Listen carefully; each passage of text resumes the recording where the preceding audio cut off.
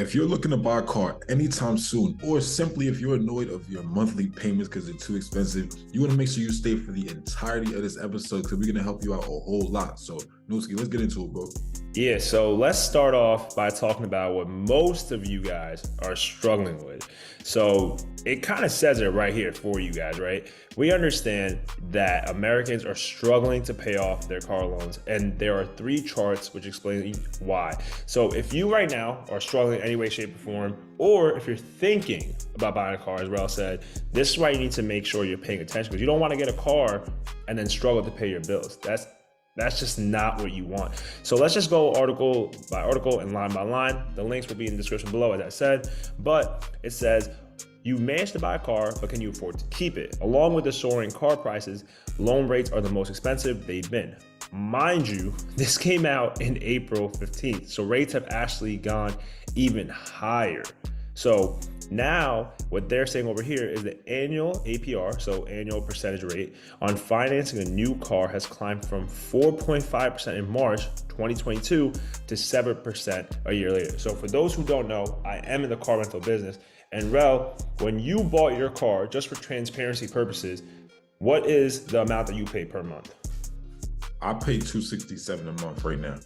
Exactly. And I pay $299 a month. Now, with your insurance, because you have to, do everything in that sense, how much does it come out to? Closer to like $550 in totality. Literally the same thing. I'm exactly $500. So when I went car shopping, and this is why it's really important for you guys to understand, it's like, I'm sure you had a budget. You were like, yo, I am not going above X amount, correct? Exactly. Same. So when I went in there, I knew what to negotiate with. And that's why it's going to be very important for you guys. But let's just look at it. If you guys want a used car, a new car, or if you're just thinking about leasing, it doesn't matter because the rates are extremely high. This goes back to all the way to 2008, bro, to 2023. So this is showing you the purple is the used, the blue line is the new, and this orange yellowish line is a leasing option. So this is all extremely high. You keep on seeing it right now. Used car financing in 2023 is hovering around 11%, bro. That's disgusting. 11 damn percent. And now let's just think about it. Higher loan rates means monthly payments are soaring as well. In March, the average monthly payment for financing a new car hit $730, the highest on record. And then the average payment for financing a used car was $556 per month. It's up staggering $147 just from June. So there's a lot going on. That's one chart. This chart is then showing you the percentage of vehicle payments more than $1,000 a month has tripled in 4 years to 17% now. So now there's people paying more than $1,000 on a car, and then nearly a third of vehicle loans take more than 6 years to pay off. So guys, when you guys are going and leasing and financing your car, bro, when they ask you, most of the time, you probably don't even know your loan amount, do you? Like right off the bat, you don't think you have the right to negotiate probably. Did you know that? Not necessarily at the time, though. Yeah, so you could actually negotiate, guys, the loan amount. So if it's a 4-year lease, if it's a 5-year lease, 6-year lease, it could go as high as 7-year lease. You get to negotiate that. It says loans lasting 6 to 7 years represented only 1% in 2004. Now they make up 30%. Now think about why that's important.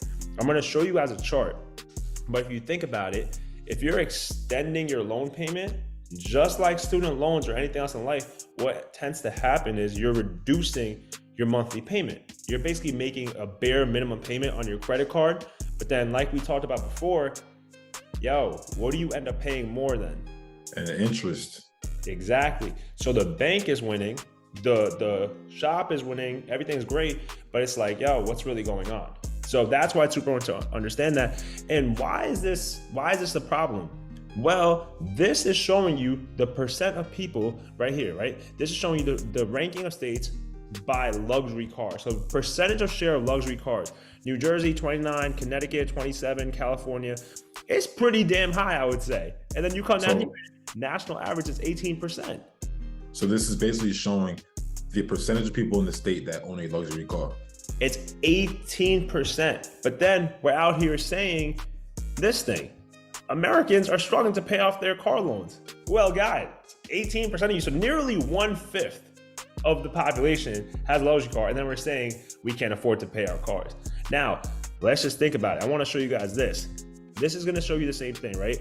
This is essentially just saying what's the average car payment per month. This came out in September, so it's basically talking about new cars are $729, used cars are $528. The loan amount is $40,000 on average.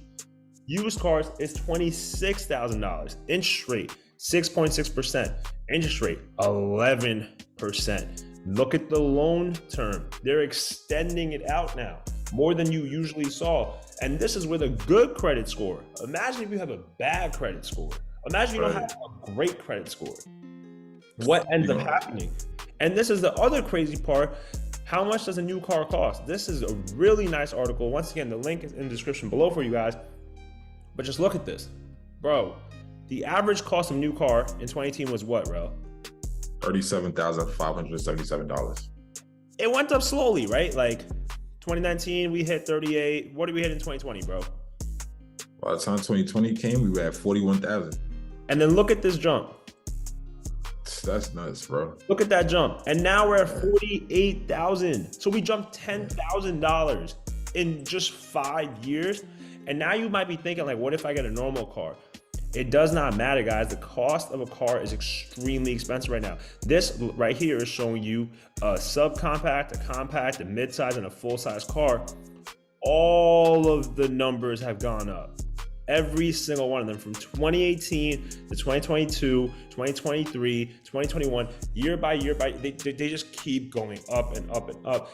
But the main point for you guys to understand is how much should you guys be paying on a car?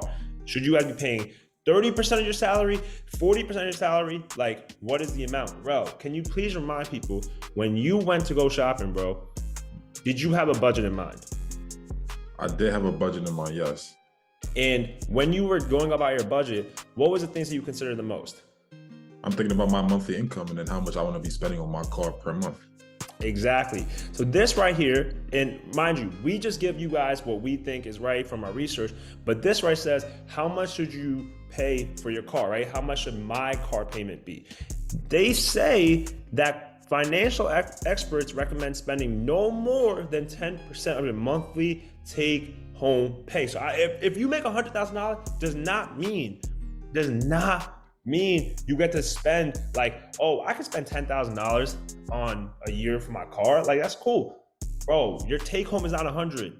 You make 100 in terms of your actual salary. Yes. Your take home is way less because taxes. People need to get that understood. So it's like, yo, but don't forget, you shouldn't be spending more than 15 to 20 on total car expenses. People forget about gas.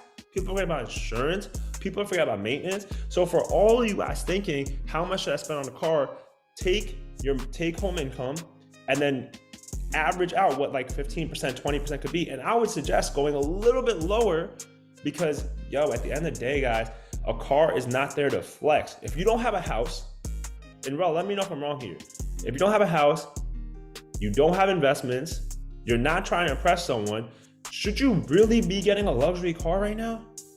Absolutely not. And that's why, as you've seen, Americans are struggling to pay their car payments and they're struggling financially in general because they're making decisions based on impressing people versus actually sustaining our financial well-being. Like, yeah, come on. Absolutely. And think about it, guys. Rel and I speak on credit a lot, but credit is very important. So how do lenders determine a car payment? It's like they take the loan amount, they take the length of the loan, and the APR, which is determined based on your credit. It's like, yo, if your credit's good, we're going to work with you. This is why monthly payments matter. Rel, these are the same monthly payments, right? Yeah. $530. Yeah. The loan amount is different, though. Why is the loan amount different? Why is APR different? Because the term right here, one of them is 48 months, the other is 72 months. But look at the interest you end up paying.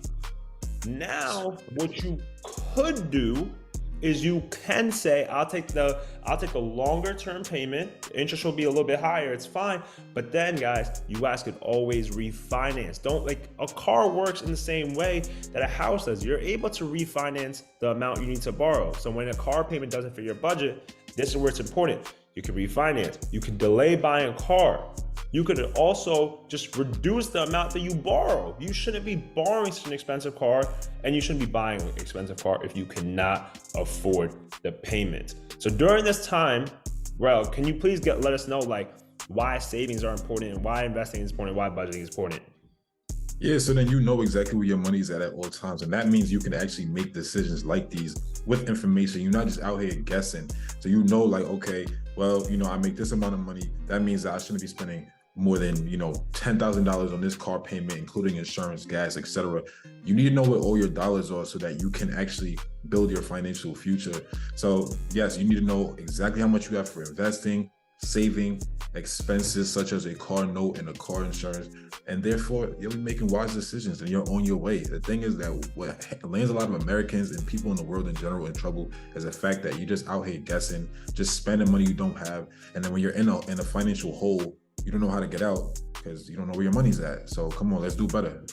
Absolutely. Couldn't have said it better myself, bro. But that should summarize everything for you guys. Let us know in the comments below if you like this type of video, if you're thinking about buying a car, if this helped you, and if you have expensive payments, did this video help you at all to refinance or give you any other strategies? But as I said, if you're still watching, thank you. We appreciate you. Please make sure you like, comment, and subscribe to the channel. Plus, hit that little notification bell because we drop 2 videos a week. And you do not want to miss them. We had a fire video that dropped on Monday, so make sure you check that one out. The link is right here, so click on that. But we'll check you out next Monday. Until then, peace. Peace. Soundstripe.